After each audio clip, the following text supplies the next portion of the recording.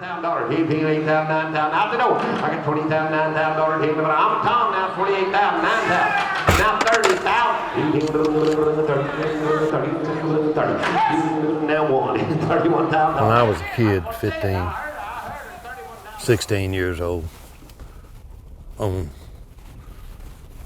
Daddy kept 40 mules and horses here, and on Saturday morning all the farmers would come up to try the mules. There wasn't a lot of tractors here in the mid-50s. They still farm with mules, the small farms, and we had a plow stock right down there, and the farmers would come hook in mules and work them. And they wanted to get out of the house. I know what they want to do on Saturday morning. A lot of them would take them a little nip, and they'd work in mules and wagons, and they'd run away, and it was a different deal. My dad one morning, feller had plowed an old mule down there for 30, 45 minutes.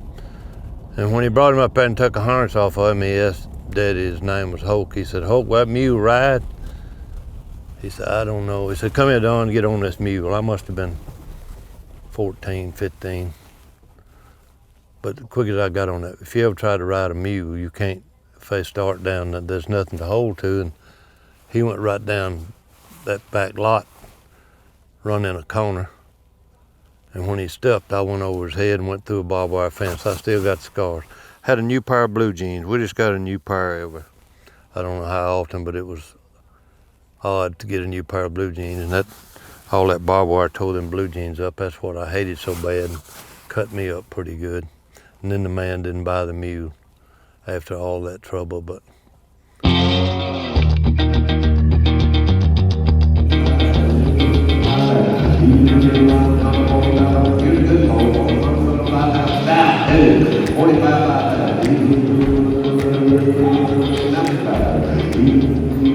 I was born on the hill up there in 1940. And my dad was a mule trader and a horse trader, and he sold fertilizer to all these farmers in this area. But in the early 50s here, there wasn't a lot of tractor farming. They did it with mules.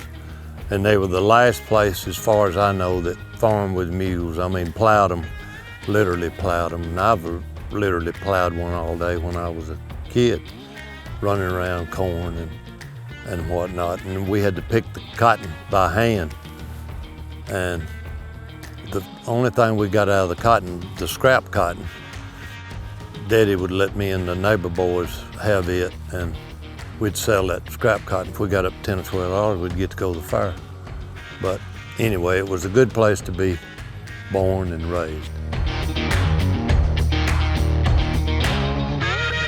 I was standing in line to get my diploma, and a buddy of mine was in front of me, and he turned around and said, "What are you gonna do?" And I said, "I don't know. What are you gonna do?" He said, "Well, I think I'm going to auctioneer school." And I said, "Well, I believe I'll just go with you." So we went to College Station, Mr. Walter Britton, 2 weeks. And we had an auction at the auctioneer school, and big tent full. So Mr. Walter said, "Green, you're gonna have to be the first man." I said, "Oh, Mr. Walter, I don't want to do that." "Yep, you're first on the totem pole." So I got up there, never sold anything in my life. And I had a rocking chair, had a broke rocker. That's what I had to sell. So I just piddled around there, and I got up to $14, $15, and I don't remember, but I don't think anybody ever bid. So I got to thinking, I can't do this. So I just bought the rocking chair and paid him for the rocking chair, and I brought it back to Alabama in the back of that pickup truck with the pipe bodies on it. And my daughter has it now, and that was the beginning of my auction experience right there, the first piece I ever sold.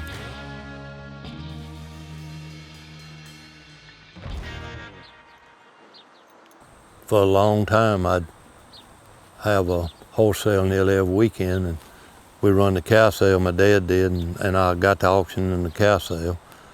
And then I got the auction and a cow sale in Columbus, Georgia on Monday. I'd come to Montgomery, Alabama, and did a big sale on Tuesday, and Wednesday I went to Birmingham. Thursday I hauled cattle in all day to our sale. And on Friday, I'd sell that thing by myself. And got to doing more horse sales on the weekend.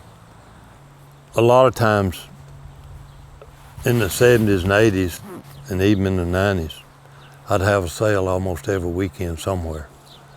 And, you know, you never did know what it was gonna be, but they'd call you.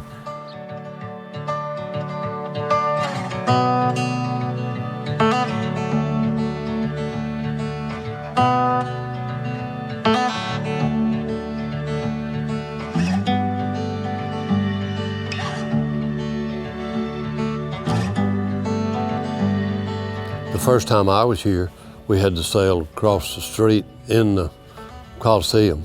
And Mr. Ike Hamilton had been the auctioneer for the NCHA a long time.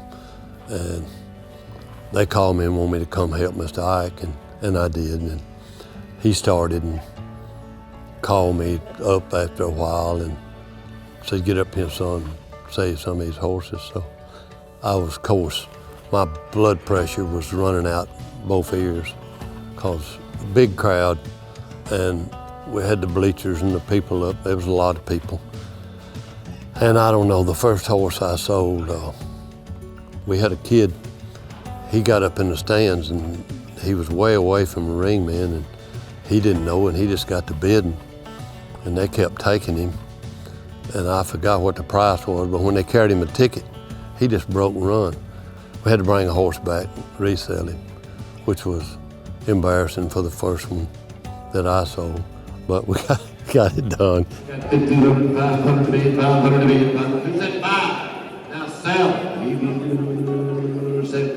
But I got no regrets. I've had a good run.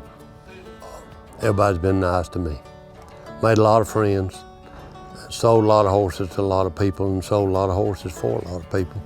I got a big map there, and I put a pin in all the places I'd been to in the country, and anything except the East Coast. We hadn't had many up there, but from where I am west and north, we've been to, had a couple in Canada, but all the western states to California and you know, the northern states, and especially Oklahoma and Texas and Missouri and those states. We've had sales all these years. That's what said. I heard it. $31,000. I got 31 million. He was gonna want hunt. You want to be one? But I've enjoyed every minute of it. I have. I'm getting older now and slowing down, but I still go to my cow sale. If a boy's got a big run, I'll get up there and sell about an hour, and the buyers will cut up and won't know what I'm doing. So anyway. Some of that stuff I say just comes out, and sometimes I'll think, why did I say that? But I've always got away with it, and they'll just laugh and go on, and you know, but you got to have something to say. If you ain't got something to say, you better sit down. Well, that's the truth, you know, and but it's a good business. I've enjoyed every minute of it. 550, now 550, now 575, now $600,000. I got $575, $600,000, now 40. I got $600,000. If it don't get your blood pumping, you better get another job.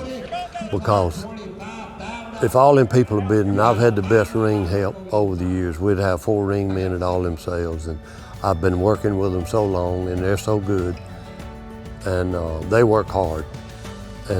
But if you're in that box and things are going good and it don't get your blood juiced up, you better go get you a job doing something else.